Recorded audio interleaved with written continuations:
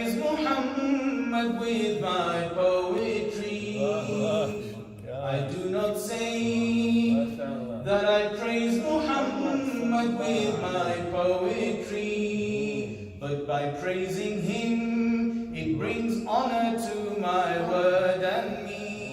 But by praising him, it brings honor to my word and me. And so this is my hope, that with the feeble attempt that I have made to be accepted amongst those who have praised the Prophet ﷺ, and to attain the company of the righteous ones in the Akhirah, inshallah. I'll begin, first of all, because we're here gathered in the remembrance of Sayyidina Siddiq Akbar radiallahu ta'ala anhu. And I have in the very first section of this book, in the Arabic section, a poem which is attributed to Sayyidina Siddiq Akbar radiallahu ta'ala anhu. And I was instructed by my honorable teacher, Hazrat, to include this in this particular section. And it's a munajat. So I think it's something we can all relate to, because we all ought to present ourselves before Allah subhanahu wa ta'ala. The Prophet ﷺ, he encouraged his followers to actually take account of themselves every day and every night. And he said that you should take account of yourself before you are taken account of. Hasibu qabla an tuhasabu. Take account of yourself before you are taken account of. And so Sayyidina Siddiq Akbar, he presents himself at the door of Allah subhanahu wa ta'ala. So this is nice because you have the Arabic and then you have the Urdu translation, which I haven't done, but I'm not sure who it's attributed to, and then the English translation with it. So I'll recite a couple of verses of that, inshallah. خذ بلطفك يا إلهي من له زاد قليل. خذ بلطفك يا إلهي من له زاد قليل. مفلس بالصدق يأتي عند بابك يا جليل. مفلس بالصدق يأتي عند بابك يا جليل. يا إلهي لطف فرما ہے عمل میرے قلیل. کچھ نہیں ہے ماں سوائے صدق ہے رب جلیل. کچھ نہیں ہے ماں سوائے صدق ہے رب جلیل. Lord, my deeds are few, so take me in your loving mercy, please. Lord, my deeds are few, so take me in your loving mercy, please. With nothing but truthfulness I fall at your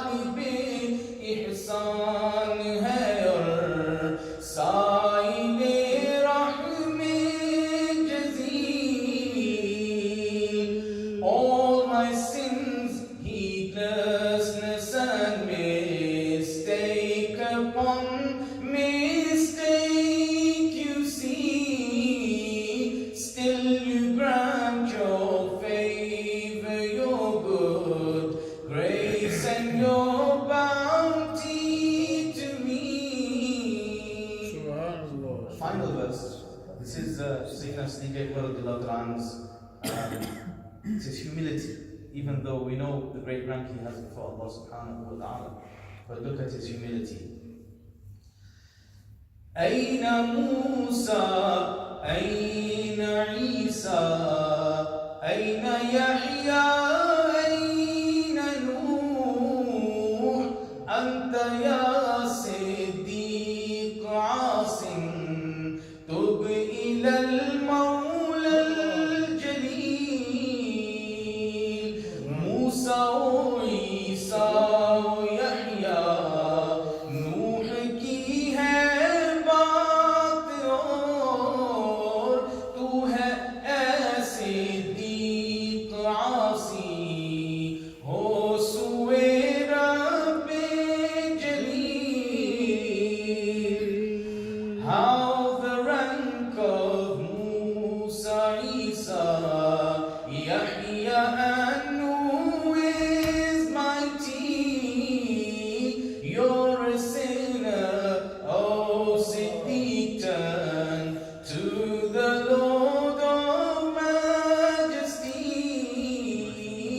خذ بلطفك يا إلهي من له زاد قليل. خذ بلطفك يا إلهي من له زاد قليل. مفلس بالصدق يأتي عند بابك يا جليل.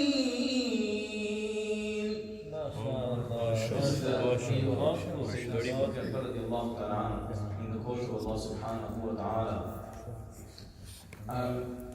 The second section of this book, it takes some of the poetry written in the Farsi language by our pious predecessors and presents that in the English language. And so there is a poem written by Dr. Muhammad Iqbal, Rahimahullah Ta'ala, commonly known as Allama Iqbal. And he wrote this poem in the Farsi language, and the title of the poem is Rafiq-e-Nubuwwat. Rafiq-e-Nubuwwat, and it talks about, literally it means the friend of prophethood, meaning the friend of the Prophet ﷺ. And so it mentions in the background of this poem that he saw Sayyidina Abu Bakr Siddiq radiallahu ta'ala in a dream. And he asked him to bless him with some wisdom. And it is mentioned that Sayyidina Siddiq radiallahu ta'ala taught him the tafsir of Surah Ikhlas in this dream. And so he composed this poem, which has a total of 116 verses, and he detailed what he had heard from Sayyidina Siddiq radiallahu ta'ala in his dream. These are just the first couple of verses in which he talks about the excellence of Sayyidina Siddiq radiallahu ta'ala. And so he says, he starts off by mentioning that he saw Sayyidina Siddiq radiallahu ta'ala in his dream. Manshab-e Siddiq ra deedam bakhab, gulze-rahe khak-e unchi dam bakhab, gulze-khak-e rahe unchi dam bakhab. I saw the great Siddiq in my dream. I saw the great Siddiq one night in my dream. I took roses from his tracks, dust in my dream.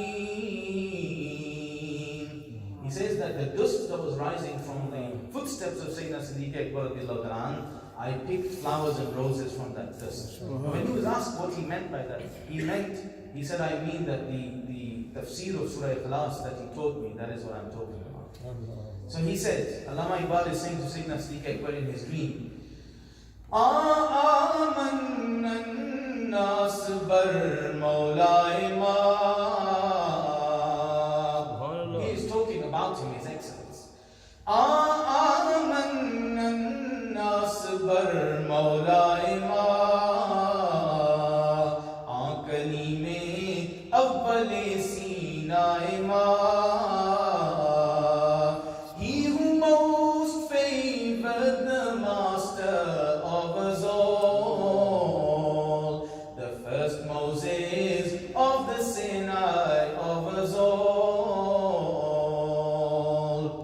Allama Iqbal rahmatullahi ta'ala alayhi is teaching and is alluding to a hadith of the Prophet alayhi salatu wasalam in this verse, which is narrated by Sayyidina Abu Hurairah radiallahu ta'ala. The Prophet alayhi salatu wasalam, he said, "Ma nafa'ani malun qattu ma nafa'ani malu Abi Bakr."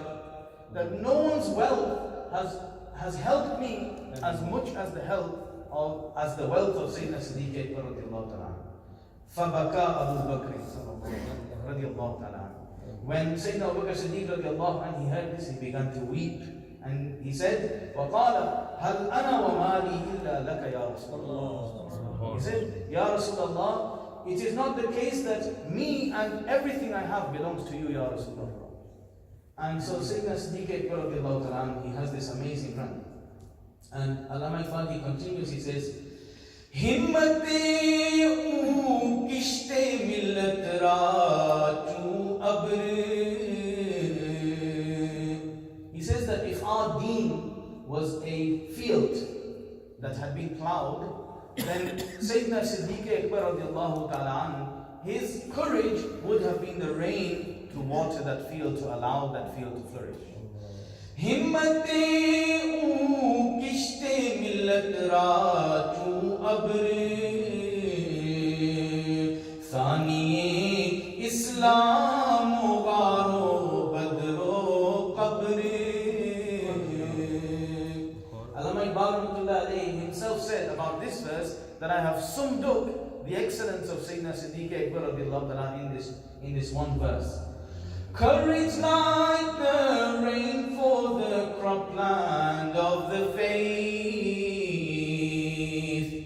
Courage like rain for the cropland of the faith. Second in cave and battle, brave and in faith.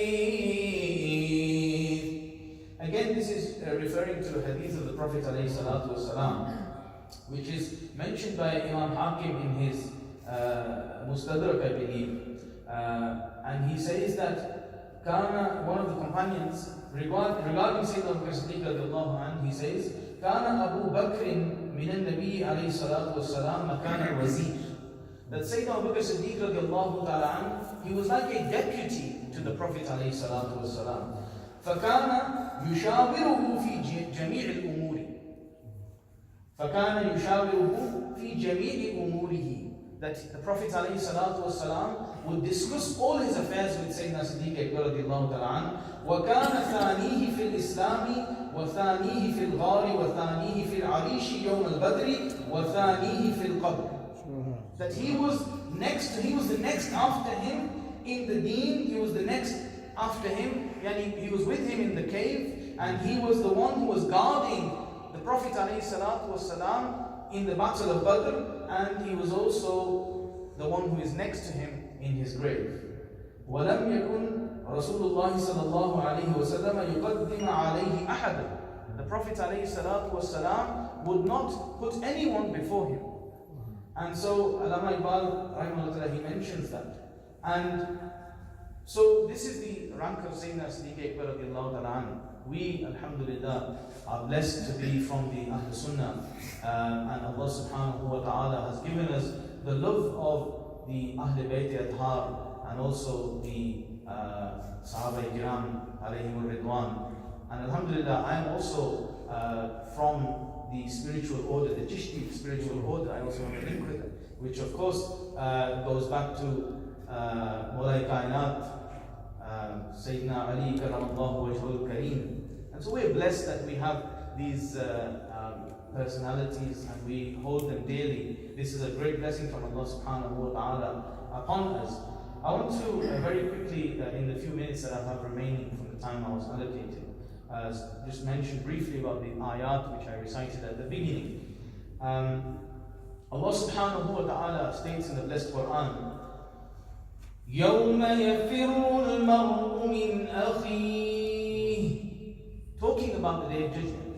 That this is the day when a person will run from his brother. وَأُمِّهِ وَأَبِيهِ. And he will run from his mother and father. وَصَاحِبَتِهِ وَبَنِيهِ. from his partner, his wife, and his children. لِكُلِّ امْرِئٍ مِّنْهُمْ يَوْمَئِذٍ شَأْنٌ يُغْنِيهِ. On that day, everyone will be in a state where they are totally unaware of anybody else. They will only be looking out for themselves on that day. And so this paints a picture of the great terror of the Day of Judgment, when we will all be called to account for our deeds.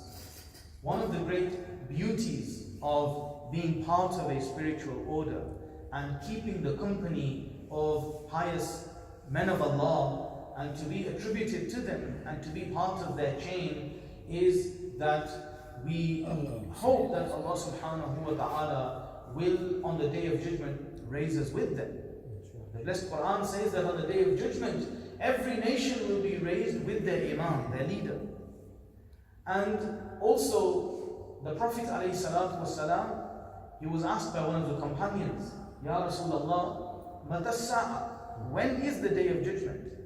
And the Prophet ﷺ said, you asked me when it is, but what have you prepared for it? Are you ready to face the Day of Judgment? And the noble companion, he said, Ya Rasulullah, I don't have an abundance of worship. I'm not someone who has gone to great lengths to perform extra voluntary worship. But what I do know is that I love Allah and His Messenger. And then the Prophet ﷺ, he said, Al-Mar'u ma'a man ahab. On that day, you will be with the ones you love. And so, being part of a spiritual order and to love those who are close to Allah subhanahu wa ta'ala, it has this great benefit that on the Day of Judgment, we hope that we will be raised amongst them. And one of the companions, he asked the Prophet, he said, Ya Rasulullah, what if you love someone but you can't be with them in this world? And the Prophet ﷺ said that you will be raised with them in the hereafter.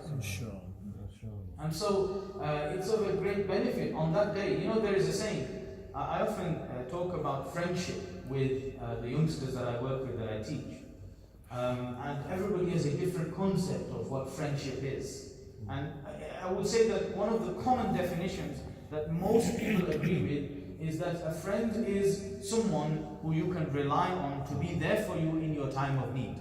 Hence the saying, a friend in need is a friend indeed.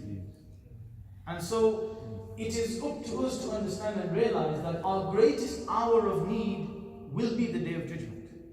When our closest relatives will turn their backs on us, who will be there for us on that day? Allah subhanahu wa ta'ala mentions in the blessed Quran, Al-akhillau yawma'idhin ba'duhum li ba'din adubbun illa al-muttaqeen.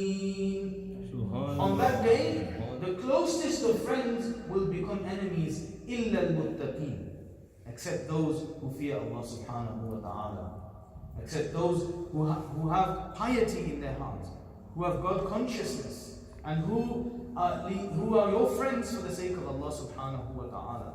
And so this is the great benefit that we can draw from being in these spiritual orders. And I believe that I've heard from regarding the shuyukh of Gora Sharif, rahimahullah ta'ala, Ghaliban, I'm not 100%, perhaps you will be able to enlighten me. Perhaps this is regarding Qibla Babuji rahmatullahi ta'ala alayh, or Muneer-ul-Islam rahmatullahi ta'ala alayh, that they were a great lover of trains. Qibla Babuji rahmatullahi. They loved trains, and they would sit often at the train station and watch the trains. And when they were questioned about why they were so drawn to the train, they said that you have an engine at the front, and behind it you have all sorts of carriages. You have the first class carriage, you have the second class, the economy class, and you even have certain sections where animals travel in. And yet, where this engine will go, all of those carriages will go with the engine. Meaning that if you develop a link with the right people on the Day of Judgment, they will take you along with them to their destination. Another beautiful thing I read about Qibla Babuji rahmatullahi ta'ala alayh, during the War of Independence of Pakistan, he was very active in that time in helping those non-Muslim families who happened to be living on the wrong side, so to speak. and who perhaps could have been the target of violence, and he was at the forefront of guarding those families and actually arranging for safe passage for them to cross the border into India. And I found that very moving. And this is the work of the men of Allah. They are here to serve humanity.